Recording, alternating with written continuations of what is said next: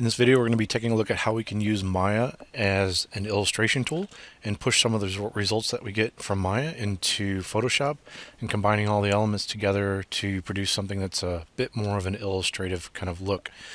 So you can see I've got two different examples that you see here. I'm going to be diving into Maya and we'll take a look at the scene file that I put together for this.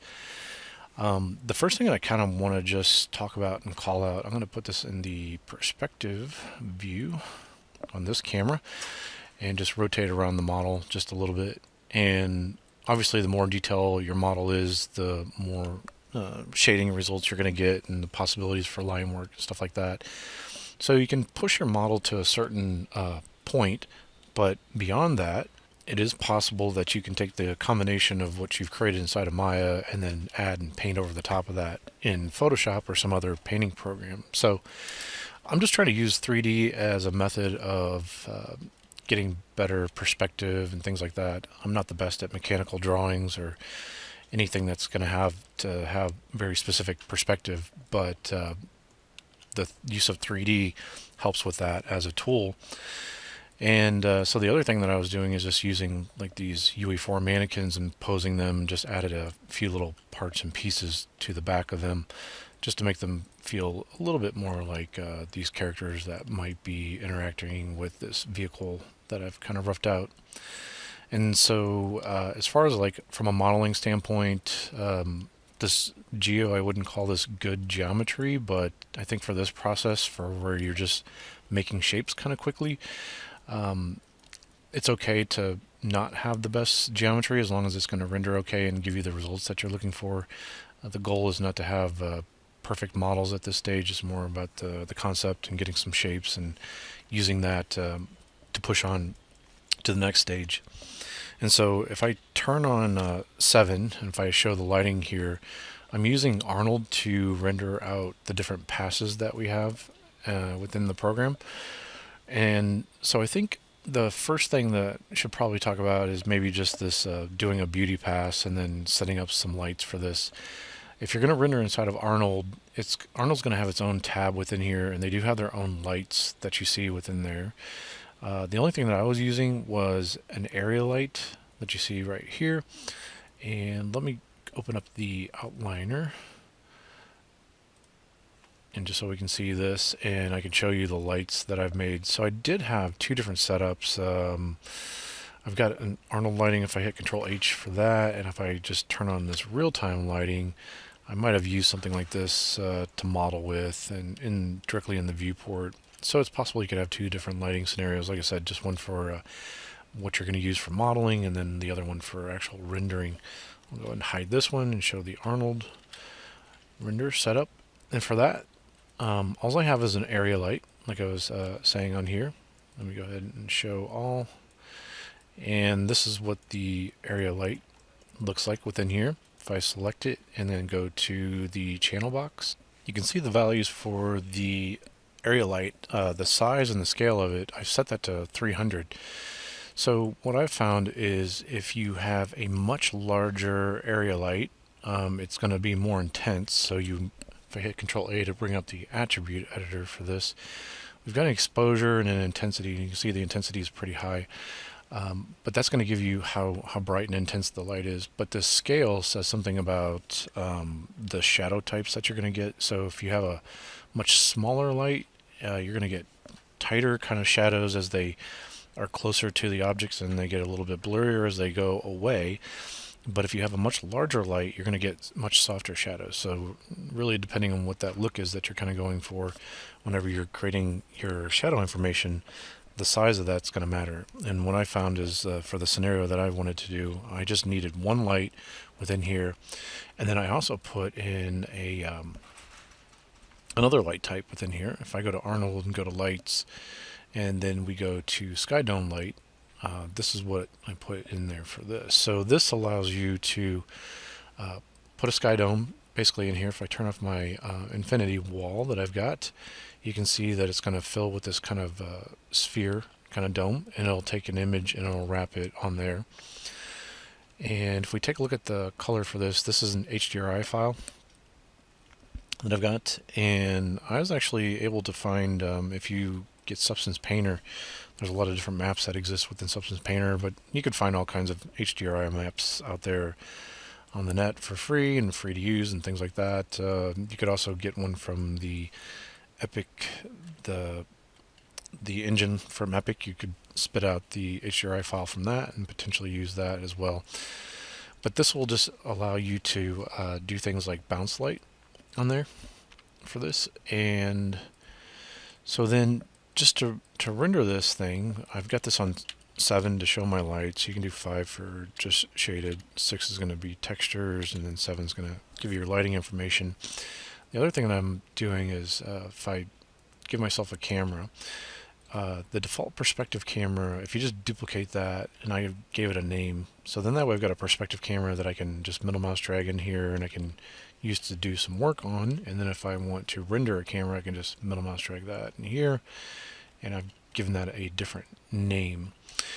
And then from there, what I'm doing is just setting up some, not necessarily camera moves, I'm just kind of storing camera positions at certain frames. So to store a camera position, you can just frame up your image, just rotate around however you want to do. And then you're just going to click, hold down shift on here, and then you right click and say key selected at a particular time frame on the time slider. And then like if I go to frame 60, this is where we're going to be kind of having this render for the illustration part for this. So I just set keys for that.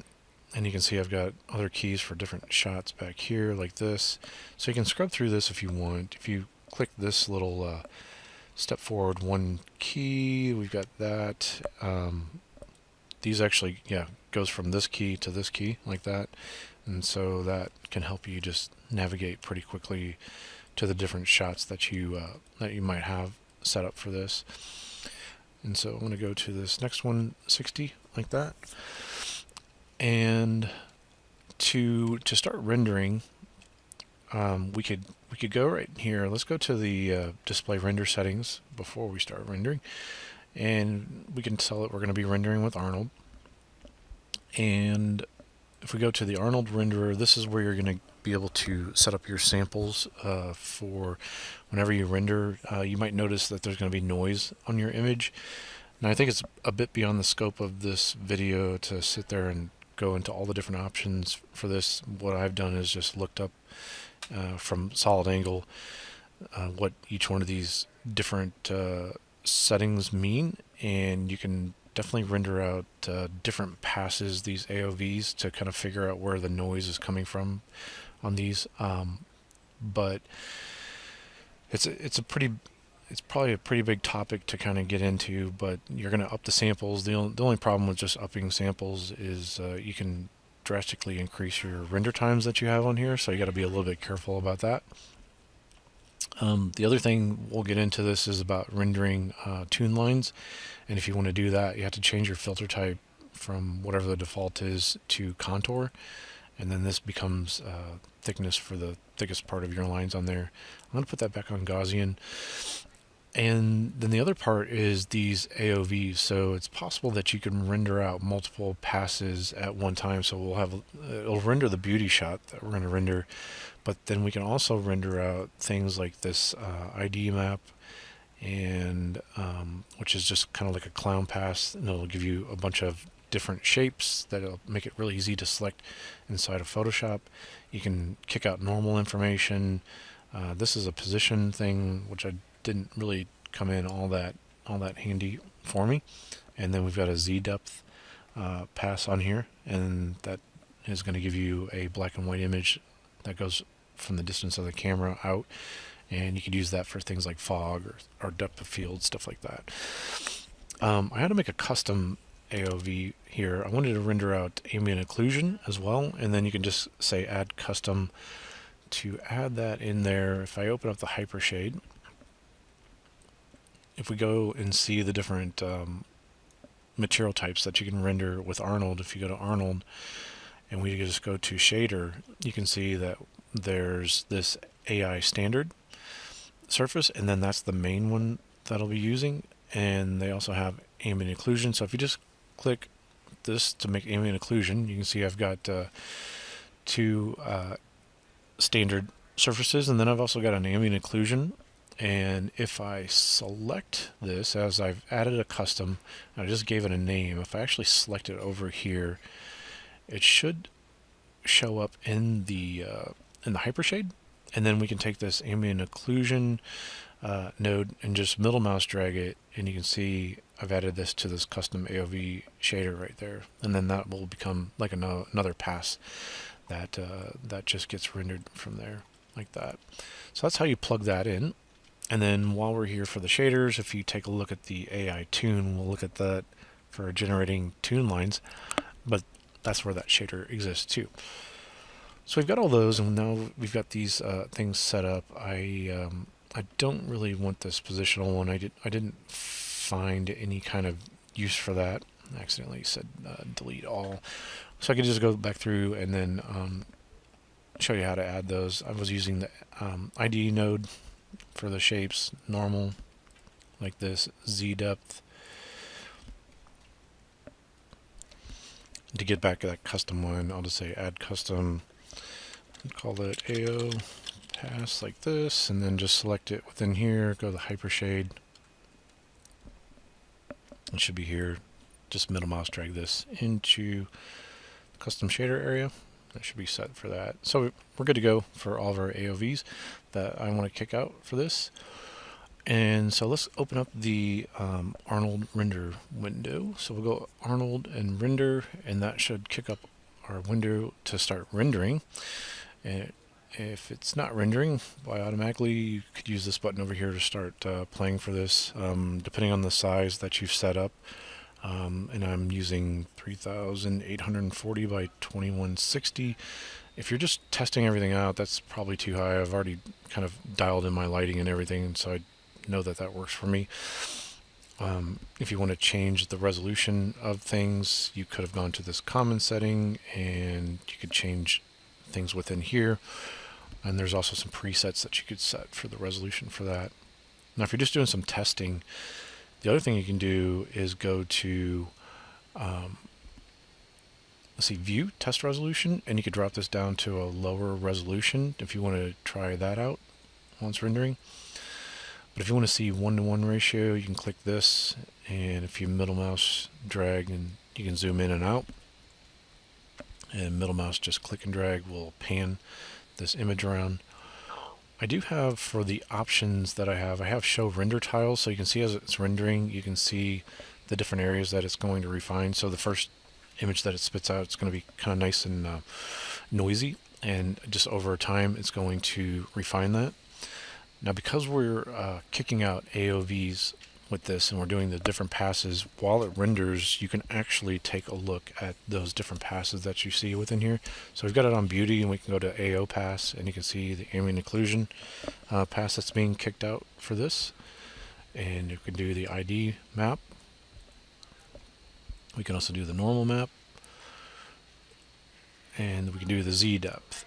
The Z depth is just going to look like nothing's there until you actually pull that into another program like Nuke or Photoshop, and you'll see as we change the values on there, you'll be able to see the range. I do wish visually we could see what's going on with that a little bit better, but it's just kind of the way that it works. So for me, that was probably one of the most confusing parts, and so I'll put that back on beauty. And depending on the size and the quality of what you've got, like I was saying about those samples, could take a little bit longer to render some of these things out. So I'm going to go ahead and just pause it, because I've actually rendered all those passes out and then kicked them out as well. So let's just stop the render, and I'll close it. And then let's hop on over to Photoshop and take a look at the different files that have been kicked out. I guess before we do that, the one thing I should say about this, as exporting these things out, what I did find for exporting the work out was that we can do file, and we save image, and I was using the file type EXRs. Let's see this. You can see as we save out the files, you can give it a name. So let me go up here And I was just placing it like this, giving it a name, and then at the end you got to type in what the file format is that you want to export this out as. So if you want a PNG, you got to put .png. If you want JPEG, .jpg.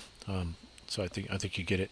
But I was using EXR. This will pull those files into Maya, or into Photoshop from Maya, and they will be 32-bit. And I'll show you how we can convert those over. So I'll close this down. And let's hop on over to Photoshop. I'll close this down right here. So this is just a version that I started to put together, and I'll walk you through those different stages of getting those in here. So the first thing I'll add, I'll just say File, Open, and go to the renders, go to these passes.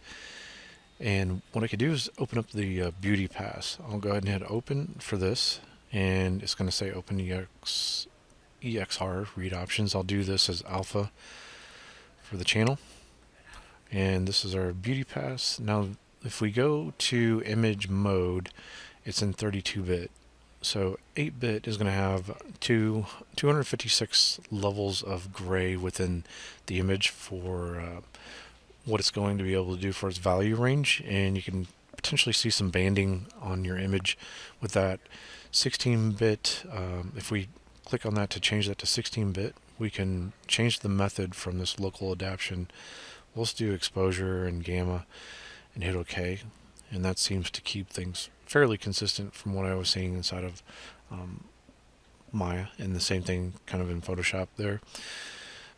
So the next thing I'm going to do for each one of these images that we pull in, if we double click on there, we're going to release it from being a background, and that will make it just a regular layer, and we can start to name these things. So I'm just going to call this one our beauty for our beauty render. And let's go ahead and keep opening other files that we've got. And let's just go ahead and do a normal for this. We'll go do normal, do as channel. We'll open this file up. Let's change the mode to 16-bit. And we'll do exposure and gamma, just like we did before. And we can double click this, call this norm. Like that. And then we can tap V, hold down Shift, click and drag it into the other document, and then now we've got these two passes. I'm just going to close that one, I don't need it anymore. We've got these two passes directly over the top of each other, and you can see we can take the opacity, we can start to mix the images together. And so with the normal map one, if you wanted to take some of that information and then convert it over, you could. This is what I'll show you for this. If you go to the channels for this, if we take a look at the red, green, and blue, this is what's going on with this normal information. It's using color as direction. So you can kind of steal this and use it for some kind of fake lighting or some interesting stuff that you might want to do. So if you just click on this red and then click and drag it down to new, you can save that as a new channel. And I'll go to green and do that. And then blue, and I'll take it off that. And now we've got these saved. So if I take a look at these, I kind of like this one that's got more of a top-down direction. So I'll just hold down Control and click on this little icon here. That'll make a selection for me. I'll go back to RGB, then go back to our layers. I'm just going to turn this normal map information off. And then now I'm going to use a solid color layer, because I've got the selection, and if I make a new solid color layer, it'll give me a color, and I can change the color to whatever I want that to be. So if I want to start doing some cool colors, I can do that, or warm. And let's push it to cool color like this. And the shape of it's all being driven by that mask that we have. If you hold down Alt and click on this little icon here, you can see the actual mask. If you hold down Alt and click on it again, you can go back to the regular view. So that comes in handy sometimes whenever you want to kind of visualize what's going on with the mask and things like that. So the other cool thing about the solid color layer is that we can just double click on that, and we can change the color at any point. So if you want to explore different color options and things like that, you've got that at your disposal. I'm going to hit cancel for that. And then this is set to normal mode. This is where we can start to change something about the blending modes that we have in here. I'm going to just name this real quick, norm, and I'll call this This was the green channel, I believe. Let's go back here and then take a look. Yeah, that was the green channel. And so we can save that off. And this is set to normal, so that means it's going to sit over the top of it and it's going to overwrite whatever's underneath of it. So if you want more of a graphical kind of style, you might do that, and that might work out for you. But other than that, we can change the blending modes. We can cycle through these. This is a darken. This is multiply, which is just going to add darkness to it. We've got color burn, linear, color dodge, or darken color, sorry. Lighten, screen, which is going to lighten the image. Color dodge, it's going to lighten it, but it seems to be pretty intense, and I usually use that for some effects and things like that. Linear dodge, add, lighten color, overlay. An overlay, if it's mid-gray, it's not going to do anything. If it's a little bit lighter, it pushes it lighter and tints it towards a color if it's a color. And if you want it darker, you can push it darker for that one. This is soft light, hard light, vivid light, linear light, pen light, hard mix, difference, exclusion, subtract, and divide, hue, and then we got saturation, and then color. So if we're working in grayscale, the color works rather nice for just taking whatever the grayscale values are underneath of it and then adding that color on top of it. So I'll let you play around with whatever version that you see there. I usually just cycle through the different layer blending modes and then see maybe what gives me the best result that I kind of like. Now if we want to change the levels on this, we can select it and hit Control L, and that'll bring up levels for us. We can play with the darken spectrum of what that's going on with that mask. This is our mids, so we can broaden or shrinken that up, and then this is the whites for this. So maybe that just feels a bit intense, and so I'll just drop that back just a little bit for that. Let's pull in the ID map. That'll give us a lot more options. Let's go say File Open, and let's do the ID. And we'll say as alpha channel, just like we did before. And let's make this 16-bit, and we'll do exposure and gamma. And we'll just hold down, after tap V, hold down Shift, and then drag it in here. And then this one, I'll just call this ID. And usually just hide that, just because I'm using it for selection. So I'll go ahead and close that one up.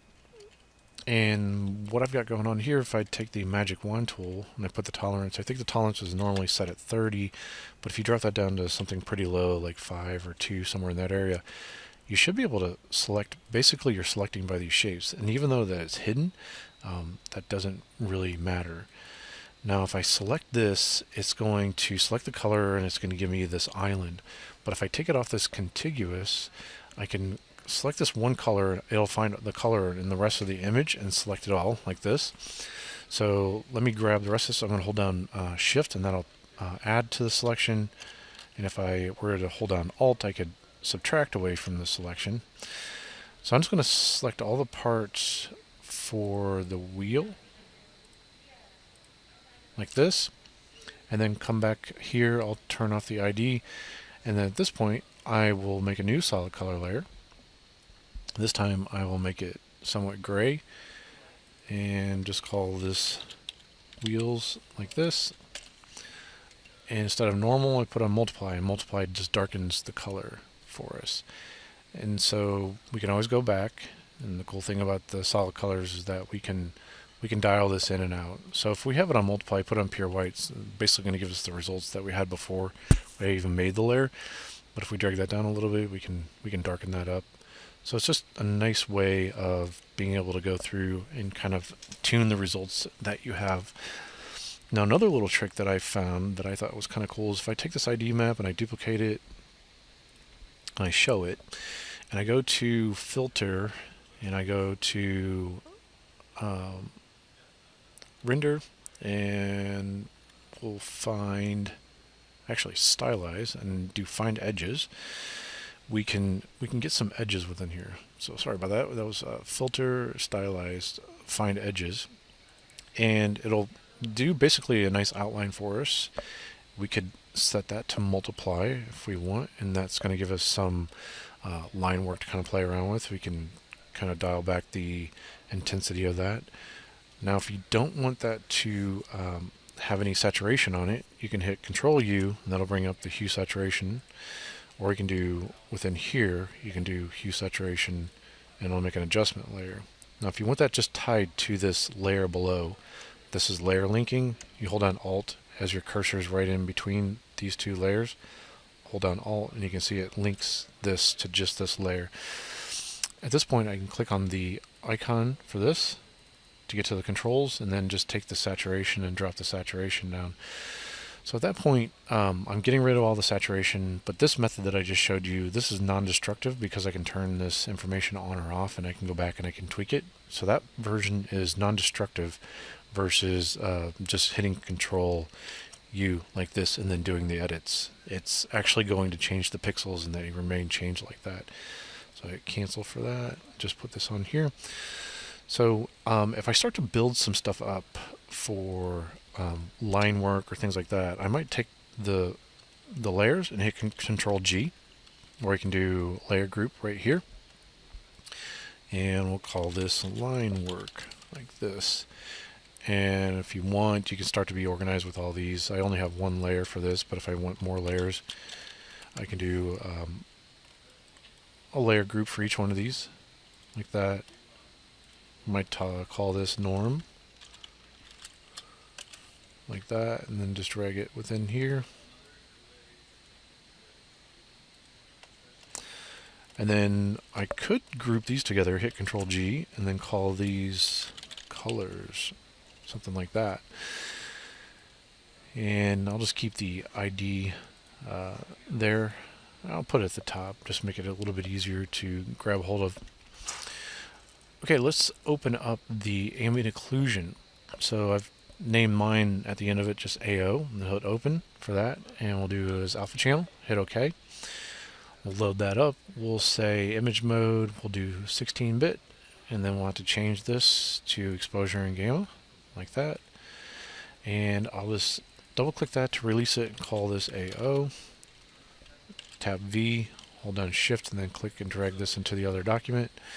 And then I'll already make a group for this and call this AO.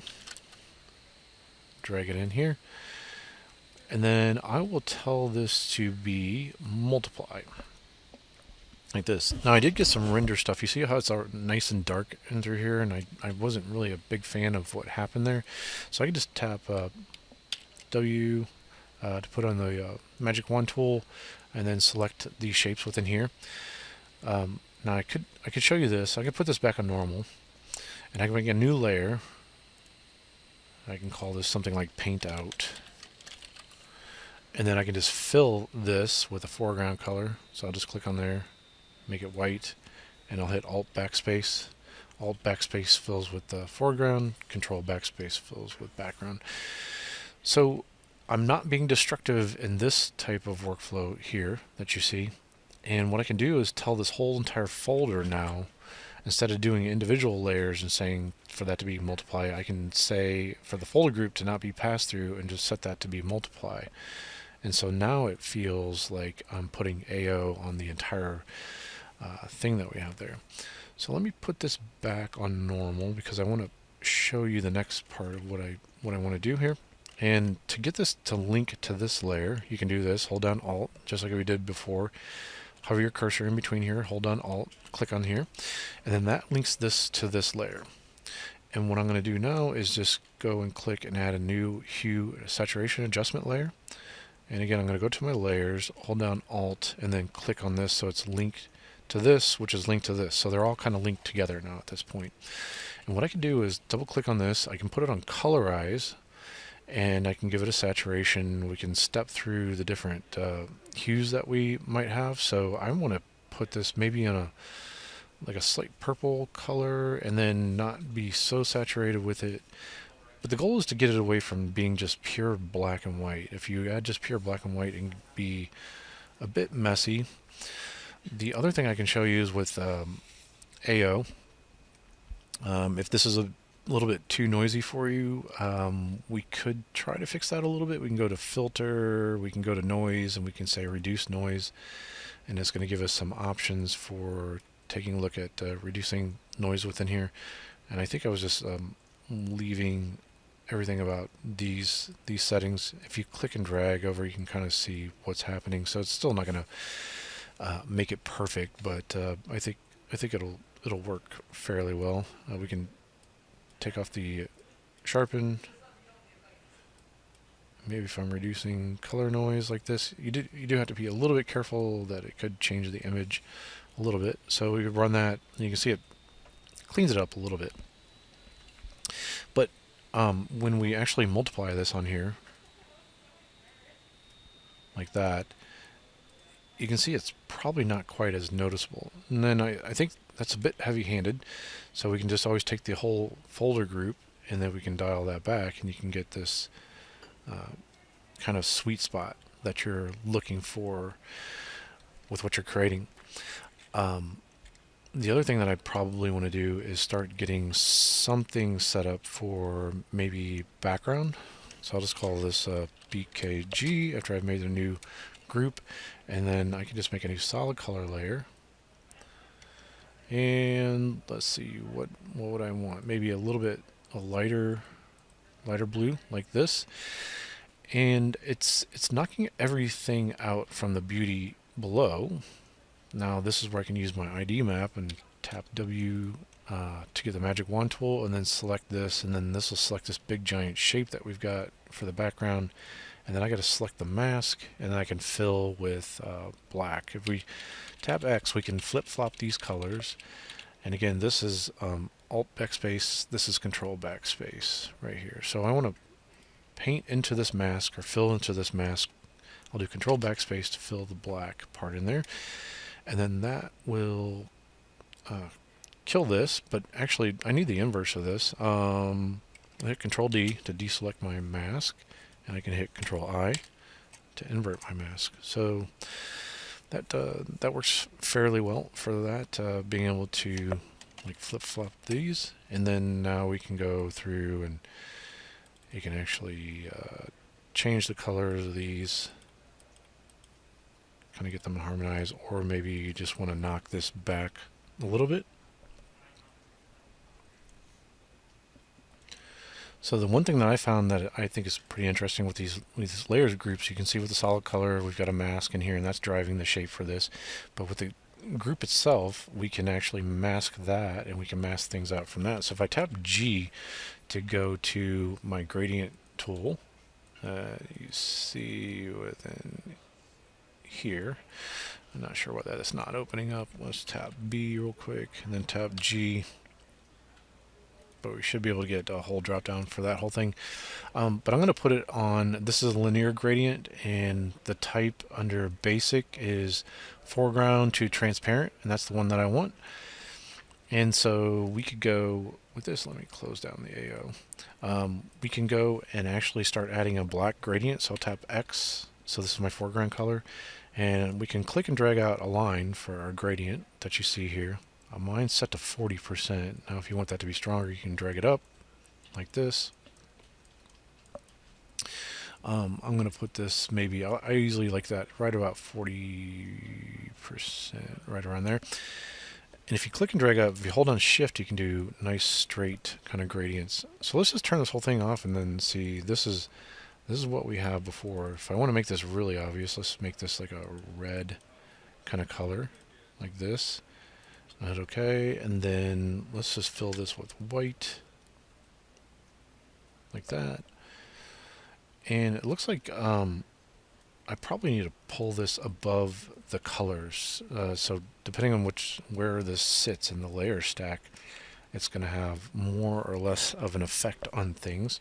So I'll tap G for my gradient, and then I can click and drag out, and then that's going to give me the colors that I kind of had going on before, and then here, and if I hold down shift and drag down this way, then maybe I could build up something like what you see here for this. And let's go and open up the next layer, which let's do the Z depth, And so this is going to help us if we want to do something like fog. I'll hit OK for that. Do this as alpha channel. Now this one's going to be confusing because it's going to come through and it's going to look like there's nothing there. But if you do image and then mode and then 16-bit, and you leave this local adaptation on with the default like this, you should get some settings that look like this. Now if you were to do exposure and gamma, I think you'd have to find, there's a certain range that you would have to find within the exposure that would give you the results that you're looking for. But that's, like I said, if I just put it on this local adaptation, I can hit OK for that. And what I was doing is selecting all, Control A will select all, Control C will copy. Then we can go over here, go back to this other image of ours, go to our channels, make a new channel, and then just paste it in here like this. And then this will give us a black and white map that we can start to play around with. If I want to tweak the levels of it, if you remember, if we hit Control L on here, we can make the dark end as dark as possible. Maybe we separate these a little bit more and take the light end and kind of drag this up a bit like this. And I'll hit OK. And now I can hold on Control, select that, and this will become a selection for us. Now if we hop over to our layers, I'm going to go to the top and then just make a new folder and call this fog.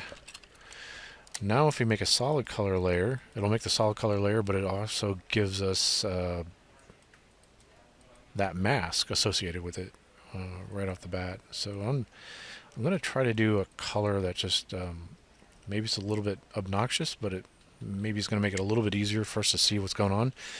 So if we hold on Alt and click on there, you can take a look at the mask, and you can see this is filling this all with green within here, and then lightly letting green show through. Hold on Alt and click again. So if we hit Control L for our levels, then we can kind of tweak this up a bit, and if I drag it this way, you can see it's like letting more of the fog into the scene, and this black will set.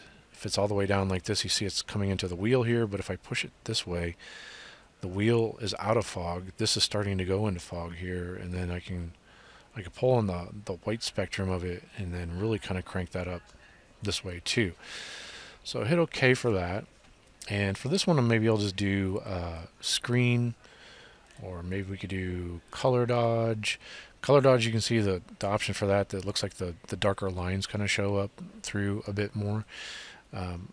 So really like normal or screen is going to kind of lighten up the back part of that. And that's kind of a little bit more what I want for that. And now we can go through and test out some different color combinations as we just slide through here, trying to figure if you want warm or if you want cool kind of colors. So I'll do something in this range right into here. I'll do that. Okay, and then I'll click on fog. I'll make a new mask for the fog, and then we'll tap G for the gradient tool and non-linear gradient. We've got this set to basic, and this foreground to transparent. So just click and drag, hold on Shift, and you can see I can just kind of pull this out just a little bit like this. And then let me close this one down. So we should probably save the file too. So it's up to you to save wherever you want to save in that certain location, but we've done enough work where I definitely want to make sure that I'm kind of saving some of that stuff. The last layer that we'll take a look at to kind of pull in is the tune outline render. So if I do file open, let's just go to the passes, and then I've got the tune line, hit open for that, and I'll do this alpha channel. Now I found saving as the EXR, there was other file formats that I could use, but this was giving me the most clean results as far as anti-aliasing on the image. So again, we'll go to image mode 16-bit, and I'll put this on exposure and gamma like this, hit OK, double click it, call this line, tune line. Let's do that. And then I'll tap V, then hold down Shift and then drag it in. And I'll put this, we did have our line work, and what I normally like to do is put the line work in here like this, and let's see, we had just this, and let's set this up. So this is normal. This is set to multiply. I'll tie this to this down here like this. I'll hold down Alt and tie this one to here, and then this should all go down to the tune line, and we can take our line work and call this multiply like this, so everything line work sits within here, and we can dial back the intensity of it if we want. And so this to me felt definitely a lot more comic book, and if we pulled back the value of that a little bit, then it's still nice line work and everything, but it's just kind of pushing that back just a little bit, and then we still have the fog that sits over the top of the line work. The other thing that I found that I think could be kind of a cool thing that you do at the very end is if we take the entire render, the entire file that we have, Control A, select all, and do Control Shift C for copy merged. I know I'm using hotkeys a lot, but copy merge just sits right here. And then if we go to the very top and hit paste, Control V, and then I'll call this blur like this, and we can blur this out. I'll do filter, blur, I'll do Gaussian blur, and maybe I'll blur it maybe 3 pixels, somewhere around there. If we take the mask that we have for the depth information, if we hold down Control and then click on that, we can go to blur and add that as a mask, and then you can kind of see what's going on. It kind of as it pushes away from the camera, that it's doing kind of a fake depth of field kind of effect. Now we could evaluate it and take a look at it and say filter Gaussian blur more, and we can keep kind of blurring this out a little bit more as we do this. I hit no for that. As I was showing you the tune lines, I do want to hop back over to Maya just to make sure what you knew that I did for that. Just went through and with the hypershade, went to the materials for Arnold, did a tune shader. So if we go to shaders, we can just see the shaders. We do AI tune, and here's the options that I had set for that. The width and scaling of the edge, I put that to 0.75, so I just changed that there a little bit. And then to render out for things, if we go to let's see, if I scroll down a little bit, go to emission, I put this all the way to 1. It'll block out all the color, so it'll make everything white, and then the lines will end up being black, and then you could render them out that way. But remember, you have to assign this material to all the objects that you want to receive the tune line.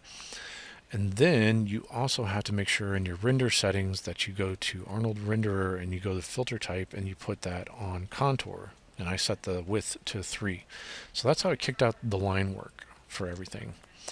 I think there's one last thing that I do want to show as far as like an effects kind of thing that I do at the very end. So I'll make another layer, and I'll call this maybe effects.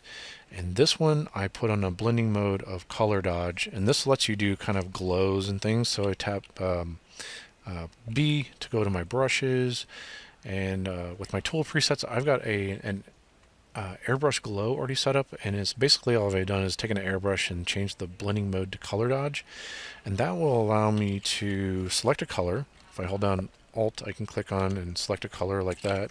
I've got a hotkey set up for tapping P for me, for my hotkeys that I made, and that'll open up a color picker under my cursor, and then I can give maybe some color in this range right around in here for this. And then you can with this set to color dodge like this, it starts to brighten things up and make it feel kind of like it's got a glow effect to it, and I might have the light kind of shining through here a little bit in here. Now as you start to keep adding to this, it just keeps compounding on each other, and it starts to really brighten up quite a bit.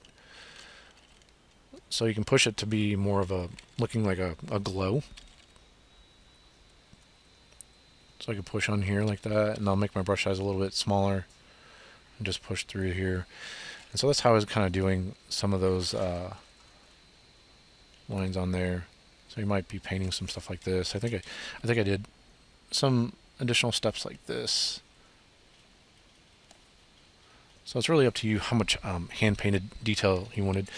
But this should give you a nice setup for getting, you know, a mixture of really good high quality renders from Maya, using shapes from there, doing everything you need to do inside of Photoshop, and then it should give you the ability to you know, set yourself up where you got line work and things like that. And then I think the only other thing I could maybe potentially show you is if I added another layer and just called this like hand drawn line. And if maybe I put on a brush and I put it on maybe this comic book nib 20, and I'll drop the brush size. I'll hit the brackets key that's next to the P key and make this really small. Make this darker black like this. You could add additional lines if I hold down, if I click with the mouse and then hold down shift, I can add a straight line that goes right across there like that. So if I make it a little bit smaller, like if I wanted this thing to go all the way across the object like that, I could do something like that, and then we can erase out, tap E to erase these lines out where they shouldn't be showing up. So that's one way that you could do some nice straight lines. Now if you don't want to draw those by hand, the other thing you can do is tap this button right here for lines, and then you could set this to be pixels, and you got a width of maybe 1 pixel or so. Now this is a nice tool. It lets you just click and then drag out, and you can do some lines like that. That's a little bit too thin, so let's do that. So just click and drag out again, and then maybe I have to erase out. So it just gives you some additional ability to do some line work this way, or you know, you can do the brush like this, and if you want to hold down shift, you can do that. But you still have the ability to hand draw line work on top of it as well. And then I'll just use the eraser tool, kind of lightly hit on through there. So you've got the ability to mix and match all these different kind of techniques and tools that you're using at your disposal to get a really nice final kind of illustrative kind of look.